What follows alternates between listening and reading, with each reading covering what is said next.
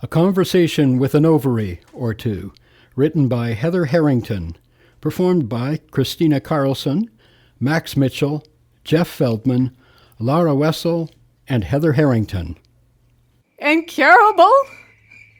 My doctor says I'm stuck with irregular periods the rest of my life, unless I take birth control pills. And what about this disgusting hair on my face and my back? Not to mention the acne. This is terrible. Isn't there someone who can help me? Please.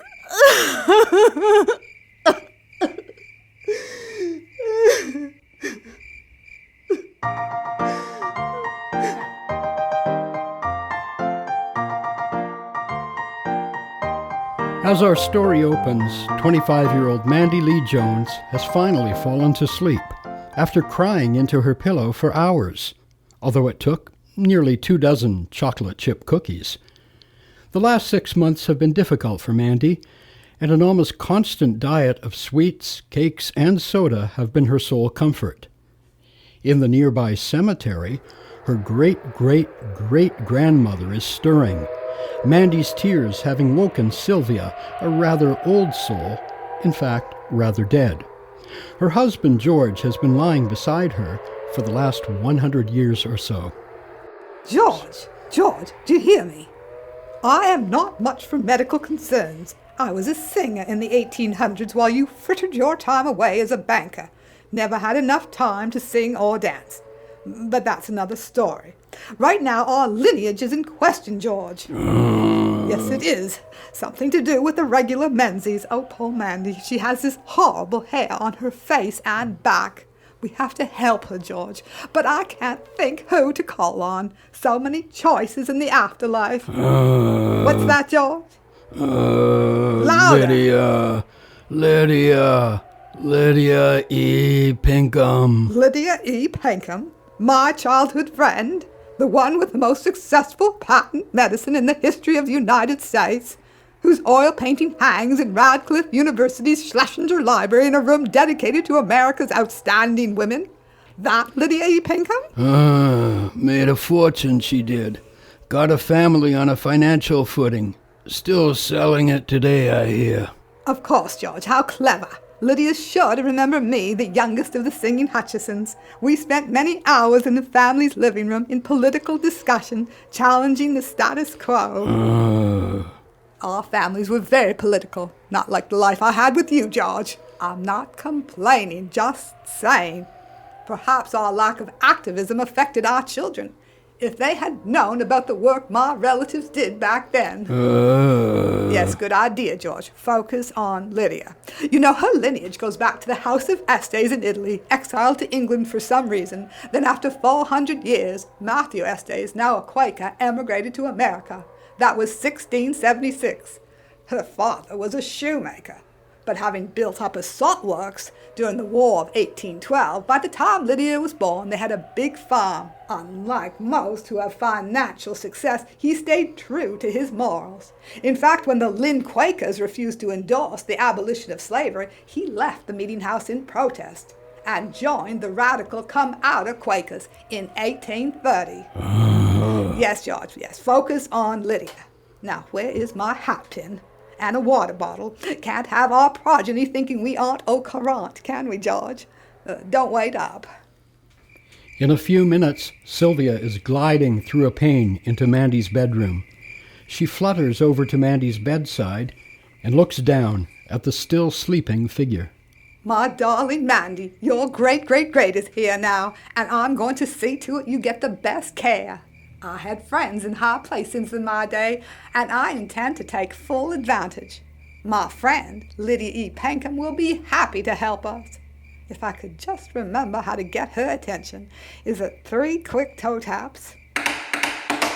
Or 3 heels together as I say the name out loud. Lydia E. Pinkham. Oh dear, you'll be awake soon. What else can it be? 2 toe taps and a spin? Lydia E. Pinkham. Lydia E. Pinkham. Oh, you would have liked her mother, Mandy. I've seen your artwork of fairies and such. Mrs. Pinkham was drawn to the mystical, too. She was convinced the afterlife had no angry God and judgment, but humans were resuscitated after death and sent to dwell in gardens where flower beds and grass plots were seen beautifully arranged with rows of trees round about and arbors and walks. And you know, she wasn't far off. Maybe if I try to shuffle. Who's there? Hello? Lydia E. Pinkham? Sylvia? You came? You called. I was trying, yes. Was it a shuffle? How wonderful to see you, Sylvia, the youngest of the singing Hutchisons. I'm delighted you remember me. I certainly remember you. We'll sing of Lydia Pinkham and her love for the human race, how she sells her vegetable compound in the papers. They publish her face. Oh, I haven't heard that in ages. Your face was on every bottle of your Alexa. So how can I help? It's our Mandy, Lydia. I go by Pinky in the afterlife, Sylvia. Pinky, then. I was just telling Mandy about you and your mother, how she was an enlightened woman. How could any of us forget Mother?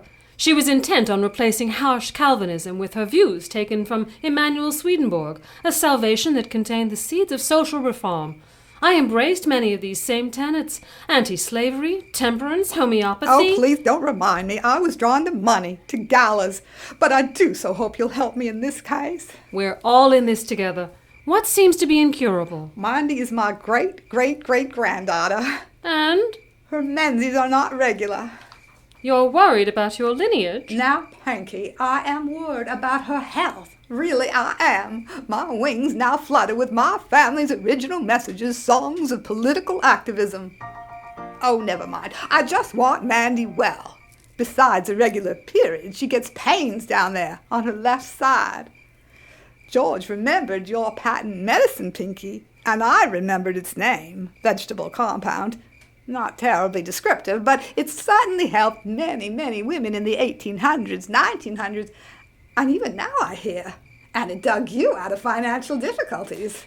That's true. Your husband's buying and selling wasn't doing well. Too kind he was, I suppose. Yes, Isaac lent credit too easily.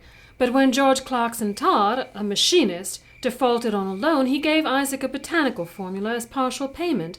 Said it cured female complaints, gynecological troubles. Gynecological. Now that's a fun word to roll around on the tongue. Please focus, Sylvia. The word incurable is having a run these days, and I have other places to be. I remember you were studying natural cures. Helped my brother with something, bronchitis, was it? And I believe you spent time with the native Pawtuckets who gathered herbs for healing along this curving coastline, the marsh and rich woodland, too. By the time this woman's formula appeared, you were able to confirm the plants were known to strengthen female weaknesses. Are we expecting someone? I did so many combinations, anything is possible. How do, ladies? I conjured a pig farmer? Samuel Thomson is the name. Well done, Sylvia. Mr. Thomson, you were before my time, but Mother knew all about you. The Samuel Thomson, the renowned New Hampshire farmer who discovered allopathic methods of the 1800s were absolutely barbaric, unnecessary for common ills, and turned to healing plants. At your service. Oh, enchanté, I'm sure, Dr. Thomson. Never given the title doctor, though God knows I should have with what passed for health care in the 1800s. I go by Tommy now. Mother had your book, Dr. Thomson. Tommy, The New Guide to Health, published in 1822. In fact, one of my cousins attended your Botanic Medical College in Ohio. You could have dressed appropriately for the occasion. So few make use of me these days. Such little interest in plant medicine that I've gone back to being a pig farmer. You don't get out much, Tommy. People are very interested in natural healing these days. Is that right? Best news I've heard since bread went back to being sliced by hand. And you, Lydia E. Pinkham, I'd recognize your face anywhere. Oh, you've kept up somewhat, then. And I know from my cousin that 5 allopathic doctors gave 5 different diagnoses to your ailing wife. My family suffered terribly at the hands of so-called heroic medicine. I knew a little about healing plants from Native American friends, the use of steam with leaves and roots and bark, and I started with Indian tobacco, Lobelia inflata. A botanical that makes people vomit. An excellent emetic to throw off the morbid substances that come with being ill. But it's almost morning. Best to infiltrate when they are dreaming. Pity I can't conjure my mother's copy of John King's American Dispensatory. I am sure you are both familiar with that book. A most thorough pharmaceutical botanical book to learn the healing properties of plants. What about your vegetable compound, Pinky? Can we get our hands on some? Main ingredient black cohosh. Very helpful in female troubles. All the plants in my vegetable compound are. Life root, fenugreek seed, unicorn, pleurisy root. But yes, black cohosh was the mainstay. Oh, so exciting to have a two-for tonight with you two botanical celebrities. Doesn't sound like I'm in need if you have Pinky and her formula. Tommy, not so fast.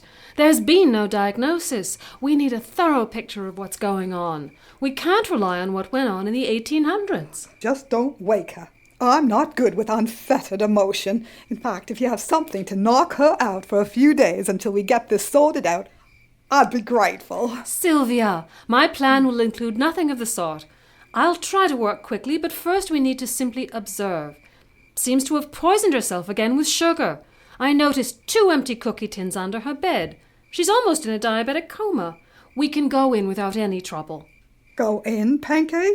Need to peek at her ovaries, see what shape they're in. Good thinking. What will that do? Unwanted hair and irregular menses point to hormonal imbalance. Oh my, I've heard of hormones. George and I, we were visiting in London. It was 1905. Ernest Henry Starling had just coined the word at a lecture at the Royal College of Physicians. It was in all the newspapers.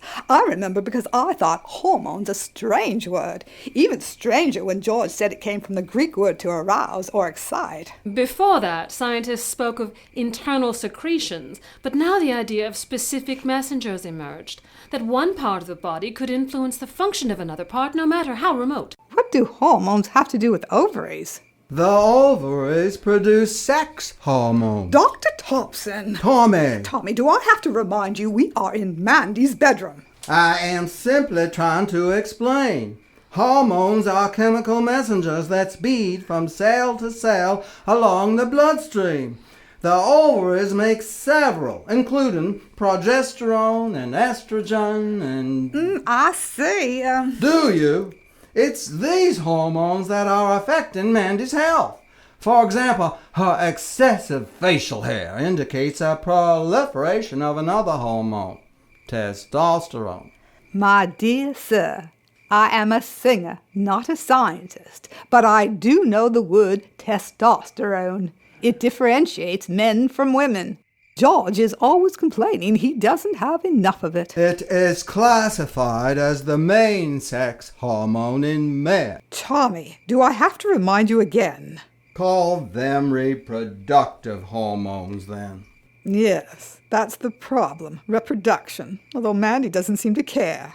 In women, high levels of testosterone indicate stress. Hormones are deeply connected to emotions. Then George won't have many. Tommy, shoo now. I'm taking Sylvia and going in. Although it's the 21st century, I would like to follow some level of decorum. Fine with me. These days I am preoccupied with how people are affected by the environment. I'll check around the house and garden, search for any other clues that might be influencing Mandy's condition. We'll meet up soon and discuss both diagnosis and treatment. Sylvia, you look a bit lost. Perhaps you'd like to hum? Center yourself. I'm fine, thanks. Just want to figure this out. Follow me, then. We'll use Mandy's belly button as our point of entry. I am a bit claustrophobic, but as George would say, damn the torpedoes, full speed ahead. Oh my, look at those tubey things. Those would be the fallopian tubes. And what looks like a flattened fig is the uterus. Oh my. Hear that? On your right. Righty? Yeah, lefty. We got visitors. Give me 5. Someone's answering our distress signal after all. But I'm not presentable with all these horrible cysts squishing out of me. Sylvia, see these ovaries? They're clearly in rough shape. Lots of fluid-filled cysts. Oh, dear. Oh, these cysts are horrible. They block the circulation of both blood and lymph. The waste products aren't getting removed quickly. Oh, they pollute the clean blood we rely on to be healthy. I had a feeling her problems lay with you two ovaries. Then may I introduce Sylvia, Mandy's great-great-great-grandmother? Leave it to a grandmother, however great, to get to the bottom of things. Pleased to meet you. And Meek. She was one of the singing Hutchinsons. Do you go back that far? The legendary Sylvia Hutchinson in 1835 gave up her singing career to marry a banker. Oh, don't remind me, and please don't hold it against me. An absolute pleasure to meet you, I'm sure. I'm delighted. I hear ovaries are the center of creativity. They say that about us. I'm not just a pretty face. I've been doing some reading on my own. Wow. I thought we were just two endocrine glands the size of unshelled almonds at the mercy of sugar cravings. Sugar cravings? Yeah, since her boyfriend left, Mandy's eating habits have revolved around consuming sugar, and more sugar, and even more sugar. Not to mention she smokes cigarettes like a gangster's bull. Both sugar and nicotine stimulate Lefty and me to make too many male hormones. Androgens. Yeah, androgens, as women have them too. The thing is, we ovaries have insulin receptors ourselves, which makes us super sensitive to sugar. Yeah, you were around in the 1800s, Sylvia. Did you not hear of the 1808 study that showed sugar had no nutritive value on the human body? Why, In 1816, another experiment used dogs to show it actually caused negative effects, induced tumors, and in 1939, Weston A. Price wrote a paper detailing the horrifying effects of refined sugar. But then why is it so popular? Due to misinformation, according to Pancreas, the maker of insulin. Word is that a president of the United States had a heart attack in the 1950s, and the idea took hold that the determining factor was fat. So fat got a bad rap, and the low-fat food craze gained momentum. Processed foods began to contain increased sugar, had to make these low-fat foods somewhat palatable. Even spaghetti sauce has it. Artificial sweeteners are even worse. But if we told you that story about how Hayes and the FDA manipulated the vote, Pancreas knows all about it. We'd be here all night, and I really need these cysts to go away. Perhaps, Lefty and Righty, you can give Sylvia the skinny on what ovaries do. As said, we ovaries manufacture various hormones. Two main ones are estrogen and progesterone. They have equal but opposing functions, and starting at puberty and each month until menopause, they guide the 20 or more follicles that develop inside of us. Float around in this in a gelatin-like mass. Very pleasant, really. As these follicles push toward our surface, they form a bump. Usually only one makes it to ovulation, the middle of the cycle. This follicle then ruptures, and the egg, embedded in its glob of jellied blood, oozes out of us. Whoa! Don't get too excited. We're simply holding tanks for your great-great-granddaughter's eggs. Lefty, how can you say that? We have one of the most important jobs on the planet. Without us, there's no life. Oh, it's easy for you to say.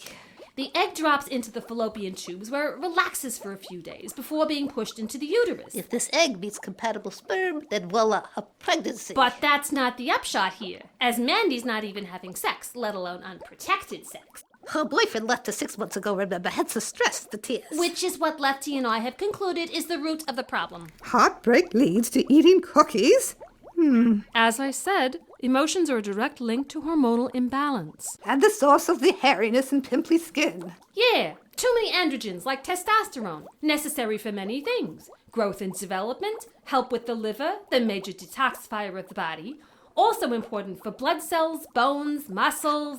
But too many androgens mess up the balance of the hormones. Take Mandy's weight, for example. Muscles are the body's fat burners, so androgens are critical to weight management. She's not doing much exercise, is she? I think it's safe to assume Mandy isn't doing much of anything. But what about yoga? I did that when George and I went to India. Well, that's another story, mostly about parasites. Each posture has different abilities, and it helped relieve my stress immensely.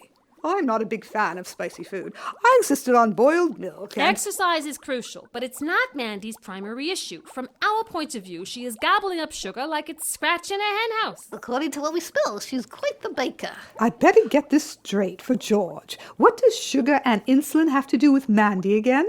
The body needs insulin to accompany sugar into cells, but it gets backed up when the bloodstream is choked with sugar and the cells resist insulin. Insulin resistance is quite the problem these days, and it's hard on pancreas. It leads to diabetes.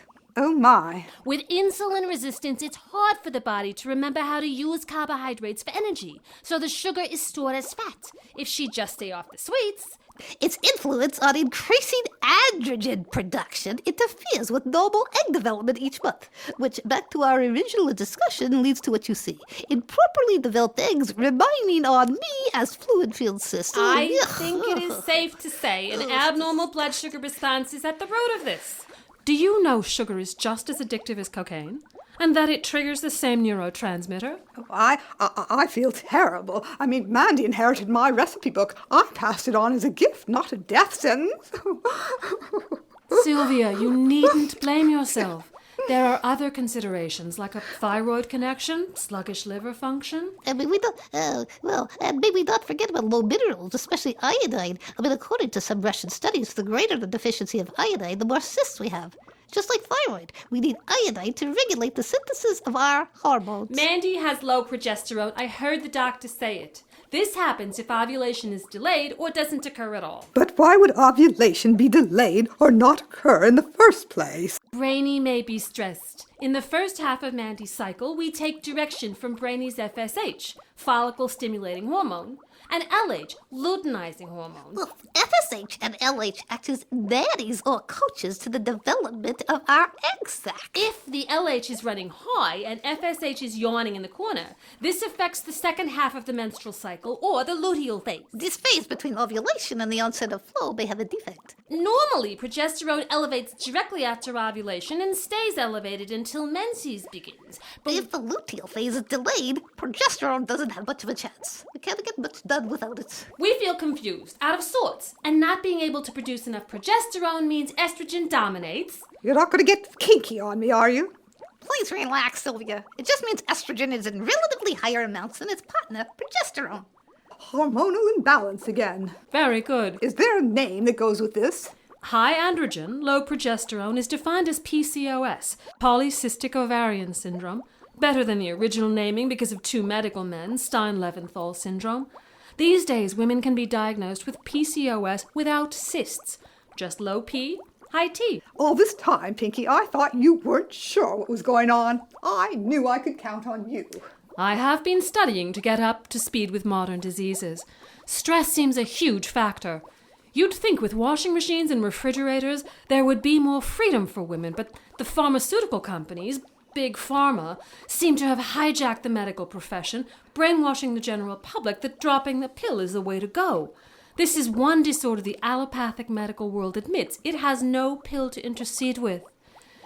And to think PCOS affects as many as 1 in every 3 women 20 to 40 years of age. You're right. Mandy's doctor prescribed metformin for her high blood sugar and handed her birth control pills. But other than that, she's got nothing. As if we need more estrogen. To make it worse, the allopathic medical world calls PCOS incurable. Yes, that's what got my attention in the first place. But from what I've been gathering, all Mandy has to do is change her diet. Well, it's not just getting rid of sugar and refined carbs. We're desperate for nourishment from beta-carotene, vitamin A. This from sweet potatoes, carrots. Bright orange, anything really we'd be happy with, although reds and yellows will do too. And in keeping with the color scheme, drinking green tea binds androgens. Liver could do with a little milk thistle and dandelion, cruciferous vegetables like kale and cauliflower. And all of us could do with more dark leafy greens. It is a pity the majority of MDs don't understand how nutrition plays a role, or emotions. Mandy, bless her uncontrollable sugar-addicted heart, has just ingested a whole bag full of cookies in her dreams. Help! Somebody help! She's done it again! My goodness, someone's not happy. Oh dear, it's pancreas. The sugar! Such a strain on my insulin. Hasn't she heard of diabetes and high blood pressure? I'd say Mandy's go-to treatment plan for her emotional state is sugar. And it's not just me. I hear adrenaline, side A and side B, struggling. They have to release too much cortisol when Mandy gets upset. This increases sugar into bloodstream, calling once again on my insulin. No need to be so dramatic. We haven't even gotten to gastro's need for beneficial flora because the sugar messes that up too. We're also affected. I'd much rather Mandy swallowed N-acetylcysteine rather than metformin. Does the same thing in lowering blood sugar, but it also replenishes glutathione, the natural antioxidant that pushes lead or cadmium or mercury out of the cell. You know, these toxins can hurt me terribly. Pinky, don't forget to add licorice root to your plan. It reduces sugar cravings And testosterone levels. Sylvia, make sure Mandy eats food high in vitamin C. It improves my insulin utility. Wait. I'm still back at beneficial flora. Means good bacteria in the gut. Helps Mandy to digest food properly, something sugar disrupts. Do you buy it at a store? Probiotics, they're called. You can also eat fermented foods. Tempeh, miso, sauerkraut, kefir. I better write this down. And we better get back to Tommy. I'm eager to see if he has anything to add. I'm sorry to see y'all go. It's been swell. Yeah, and thanks. No, thank you. I'm so grateful for all your help, and Pancreas too. Bye then, ovarians. Bye. Boy, See you see later. ya. Thanks so much. Give Mandy our best. It's awfully stuffy in Mandy's bedroom, Sylvia. Give me a hand with opening the window. So what's the plan, Pinky? Enticing Mandy's senses at farmers' markets is a good start. Make sure fruits and vegetables are organic, non-GMO, and... Hey guys, you gotta hear this. We know, Tommy. Mandy has polycystic ovarian syndrome, abbreviated PCOS. She is being poisoned. Environmental toxins are disrupting her endocrine system. And I thought it was just sugar and iodine I had to worry about. Toxic chemicals can act like a master key. They get access to your cells and they give distorted messages. Do you remember estrogen dominance, Sylvia? Why, yes, Pinky. Not kinky after all. Xenoestrogens, that is, XENO, are endocrine disruptors that mimic estrogen. And contribute to ED, estrogen dominance. And PCOS makes sense. A modern disease, it is a consequence of a polluted environment that is causing havoc on hormones worldwide, along with Excessive sugar intake.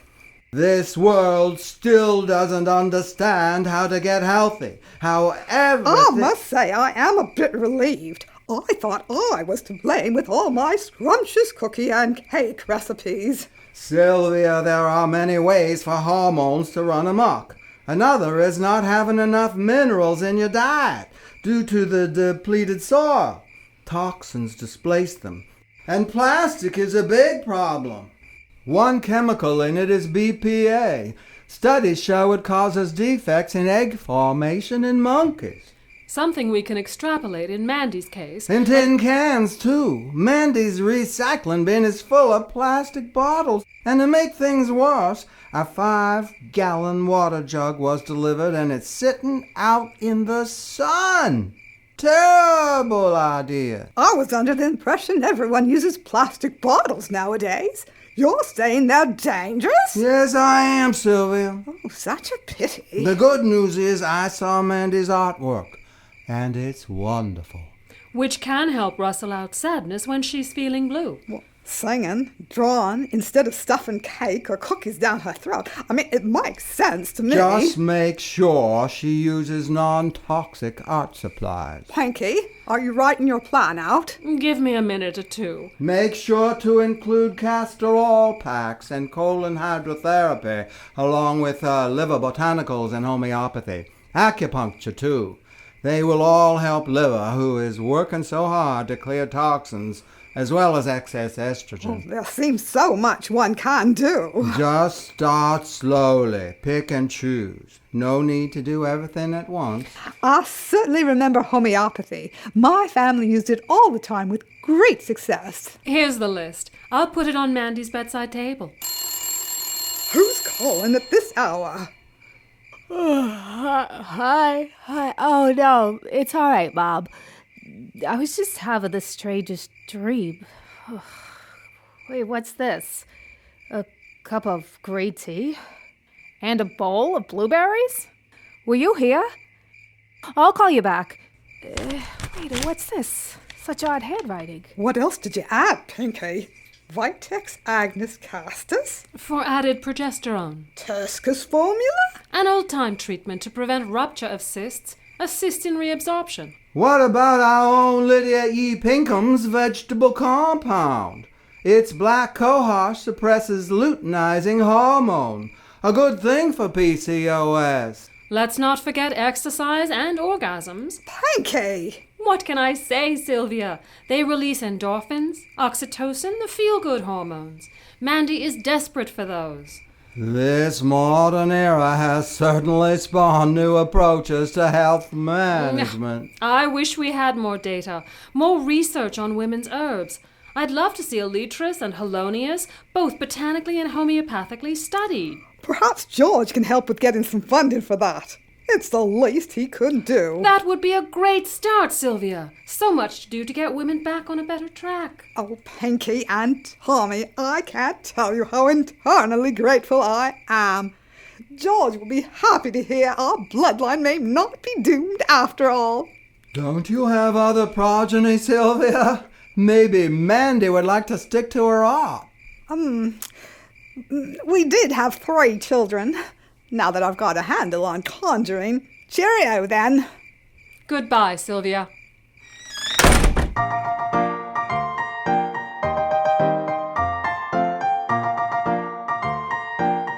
I'm still shaking my head, Pinky. This idea that PCOS is incurable. Ridiculous. So many notions that need dispelling. And we thought the 1800s were bad with all of its so-called heroic medicine. Doctors didn't hesitate to remove ovaries for little or no reason. Hey, Pinky, don't remind us ovaries about that genocide. I mean, just when I'm feeling so optimistic about our future. Sylvia is going to have fun taking Mandy to farmers' markets, getting her singing and drawing. And laughing. Yeah, well, as soon as these cysts heal, it's my turn to release the next egg. Yahoo! Yabba-doo! Oh, George, I've got some garbage for you to take out. The plastic bottle is not the bee's knees out here after all, but that's just the beginning. And so our story ends in this modern age, once again on Plato. The part can never be well unless the whole is well.